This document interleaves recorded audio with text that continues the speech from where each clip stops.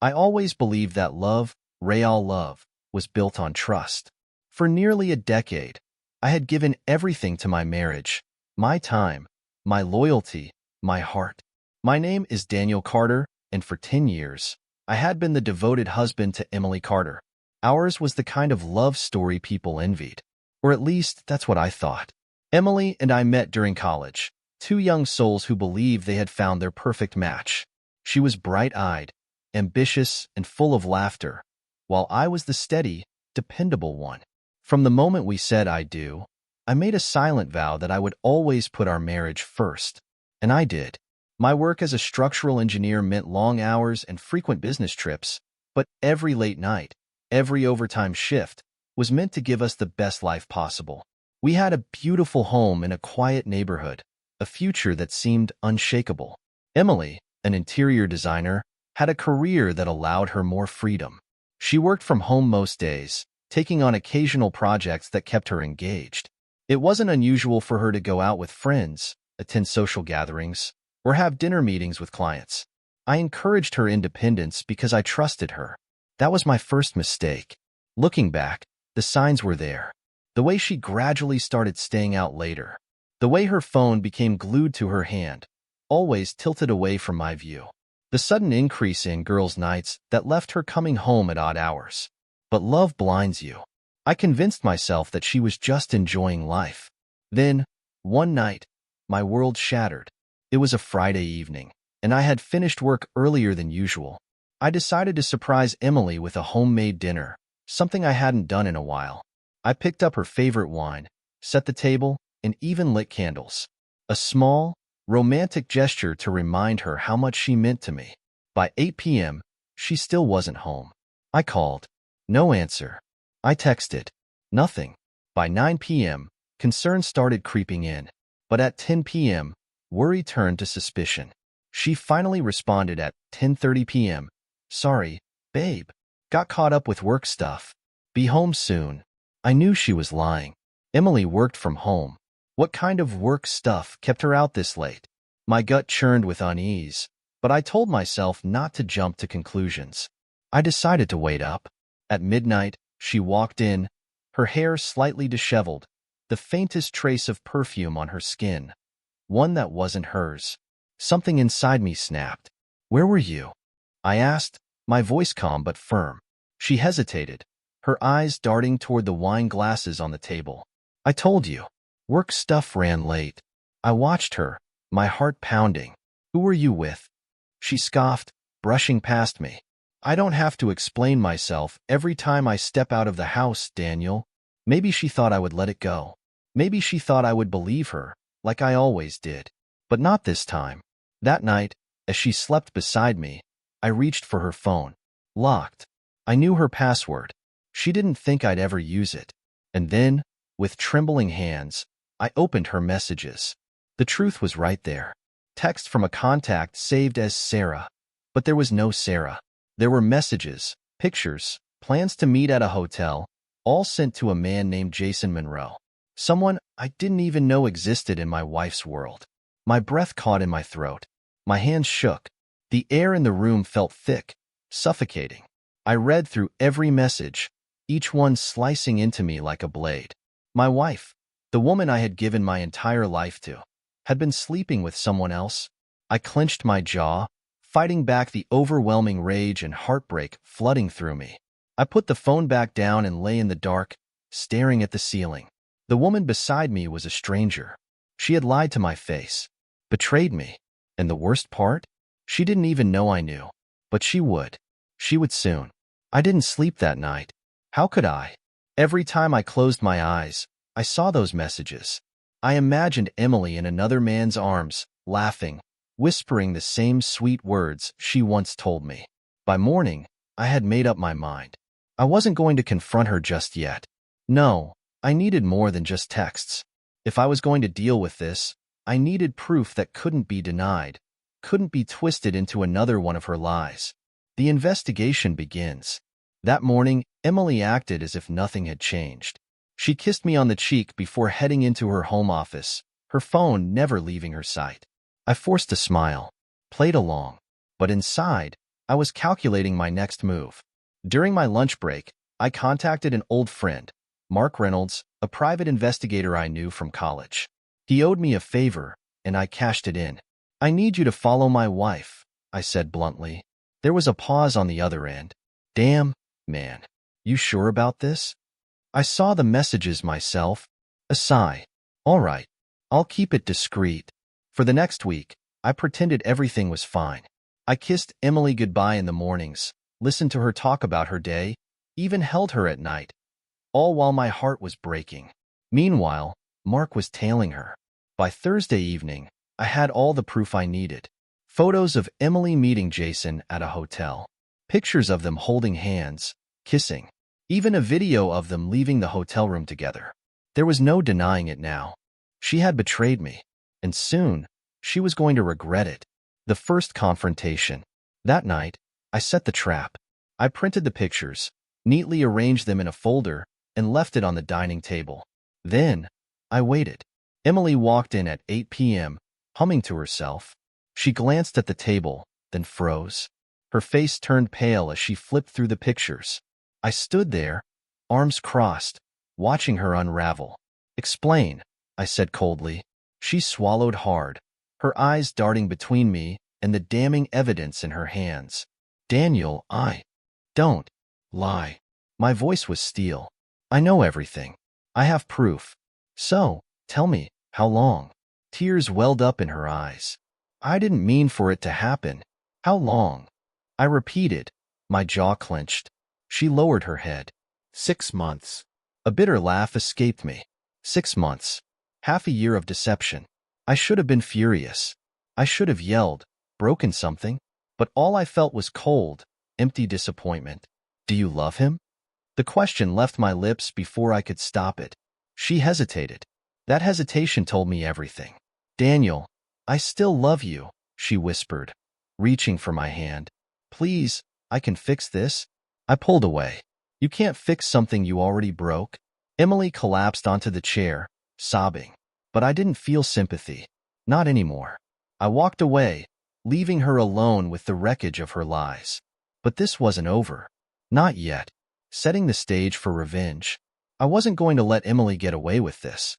I had sacrificed years for this marriage, given her everything. She didn't get to walk away unscathed. I began planning. Step 1. Make her believe she still had a chance. For the next few days, I let Emily think I was considering forgiving her. I watched as she became desperate, cooking my favorite meals, dressing up for me, whispering apologies into my ear at night. But I didn't touch her, didn't tell her I loved her. I was letting her sweat. Step 2. Expose her. Jason Monroe, the man she risked everything for, had no idea I existed. That was about to change. I found him easily. A high-level executive at a marketing firm, married with 2 kids. Perfect. I gathered all the evidence and sent it to his wife, Claire Monroe, in an anonymous package. Within days, Jason's perfect little world started crumbling. Step 3. Take back what was mine. Emily had no idea I had already contacted a lawyer. A divorce was coming, but on my terms. I began moving assets, securing my finances, and preparing for the final blow. Then, just as I was ready to drop the bombshell, Emily did something that almost made me laugh. She begged for a second chance. Emily's desperation had reached its peak. It had been 2 weeks since our confrontation, and in that time, she had transformed into a woman I barely recognized. Gone was the confident, independent Emily. In her place was someone who clung to me, pleaded with me, promised me the world if I would just forgive her. I let her beg. I let her cry. And I let her believe she still had a chance. Because I wasn't done yet. One evening, as we sat across from each other at the dinner table, she reached for my hand. "Daniel," she whispered, her eyes red-rimmed from crying. "I made a horrible mistake. But I swear, if you give me another chance, I'll spend the rest of my life making it up to you." I stared at her, pretending to consider her words. Then I sighed. "If I take you back, I need to know something first." She nodded eagerly. "Anything. Tell me the truth." My voice was steady, almost emotionless. "If I had never found out, would you have stopped?" Silence. Her eyes flickered with something, hesitation, guilt, maybe even fear. And then, in a small, broken voice, she said, "I don't know." That was all I needed to hear. I leaned back in my chair, letting her words settle between us. She had just admitted that she never would have stopped. She didn't regret cheating. She regretted getting caught. I smiled then, a slow, cold smile. "Good to know." Emily frowned. "What do you mean?" I took a sip of my wine. "I mean, I've already filed for divorce." Her face drained of color. "What?" she whispered.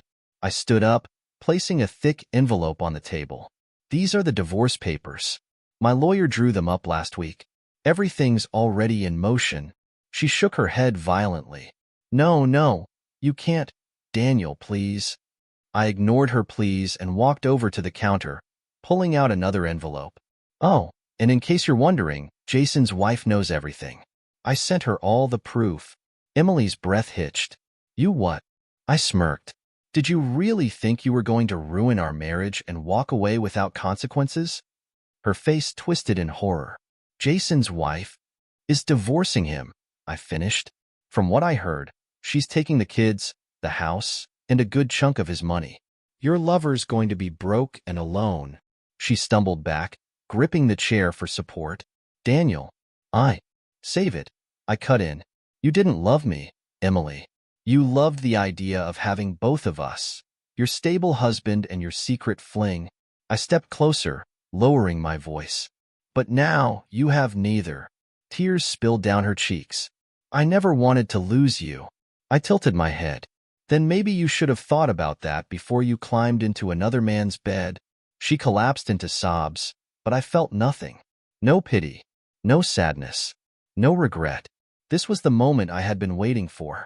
The moment she realized that she had lost everything, and there was no coming back from it. Emily wasn't taking the divorce well. The woman who once carried herself with such confidence was now a wreck. Her eyes were constantly red and swollen, her face hollowed out from stress. She barely left the house, spending her days trying to convince me to reconsider. But I was done. I moved into the guest room and avoided her as much as possible. Every conversation between us became a repeat of the same pathetic pleas. "Daniel, please, we can fix this. I was stupid. I was selfish, but I love you. We can make this work. I'll do anything. Just don't leave me." I never argued. I didn't need to. The divorce papers were already filed, and my decision was final. She knew it too. Jason's downfall. Meanwhile, Jason Monroe's life was falling apart. Claire had taken their kids and moved out. She had a ruthless lawyer and was determined to bleed him dry. She filed for divorce with claims of infidelity, emotional distress, and even sought sole custody. Jason tried reaching out to Emily. Big mistake. I was sitting in the living room when her phone rang. She looked at the screen, hesitated, then answered. "Jason." His voice was loud enough that I could hear it from where I sat. "Emily, what the hell did you do?" "Claire knows everything." "I didn't. She has pictures, texts, everything. I lost my family because of you." Emily's hands trembled. "I didn't tell her, I swear." "Then who did?" Jason roared. "You said your husband didn't know?" I smirked. Time to twist the knife. I stood up and walked over, making sure my footsteps were loud enough for Jason to hear through the phone. Emily's eyes darted up to me, her face stricken with fear. Jason had heard me too. Oh my God. It was him, wasn't it? His voice was laced with pure rage. "Your husband did this?" Emily opened her mouth, but I grabbed the phone before she could say another word. "Yeah, Jason," I said coolly. "It was me." Silence. Then, pure fury. "You ruined my life." Jason shouted. "You." I laughed. "No, Jason. You ruined your own life the moment you decided to sleep with a married woman." Before he could respond, I ended the call and tossed the phone back to Emily. She didn't move. She just sat there, staring at me with wide, broken eyes. For the first time, I saw something in her gaze that hadn't been there before. Fear. A few nights later, Emily made one last, desperate move. I had just gotten home from work when I found her waiting for me in our bedroom. She was wearing the same red dress she had on during our honeymoon, the one she knew I loved. Her hair was styled, Her makeup was perfect, and she had even lit candles around the room. The message was clear. She was offering herself to me, a final, desperate attempt to win me back. "Daniel," she murmured, stepping closer.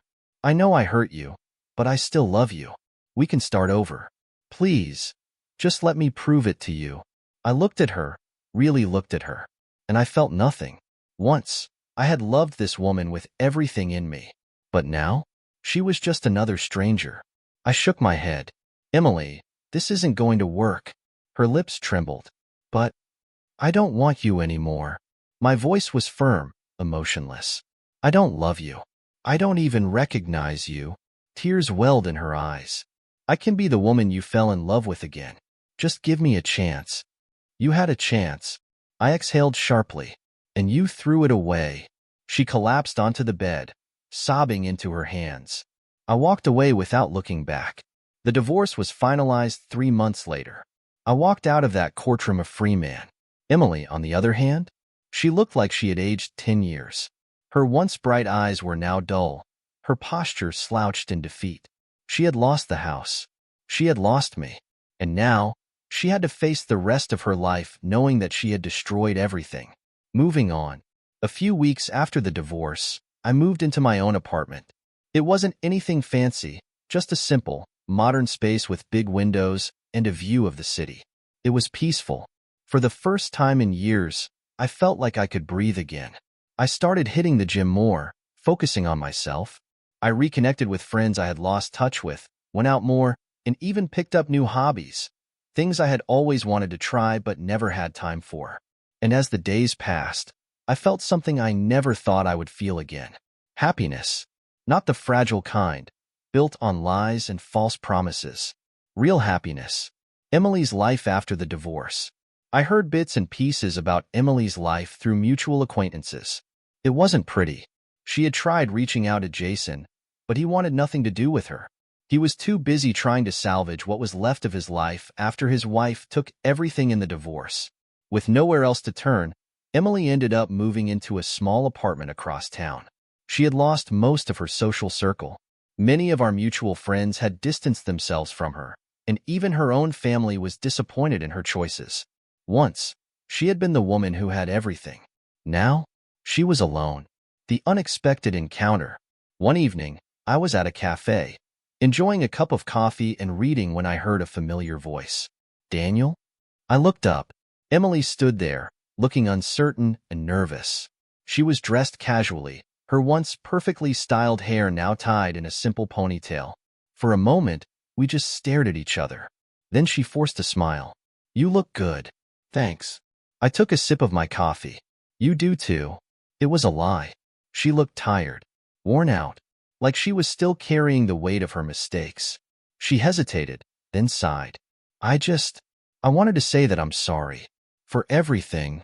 I studied her, searching for any sign of manipulation, but there was none. For the first time, I saw genuine regret in her eyes. "I know I don't deserve your forgiveness," she continued, voice trembling. "And I know I messed up in the worst way possible, but I just wanted you to know that I regret everything. Losing you was the worst mistake of my life." I didn't say anything for a long moment. Then, finally, I nodded. "I know." Her lips parted slightly, as if she had been expecting me to say more. But I didn't, because I had already moved on. She had made her choices, and now she had to live with them.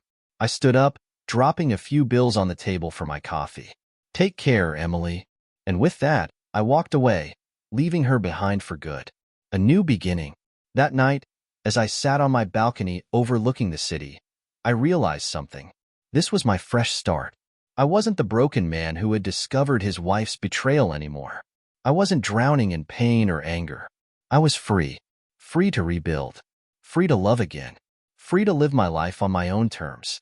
And this time, I wasn't looking back.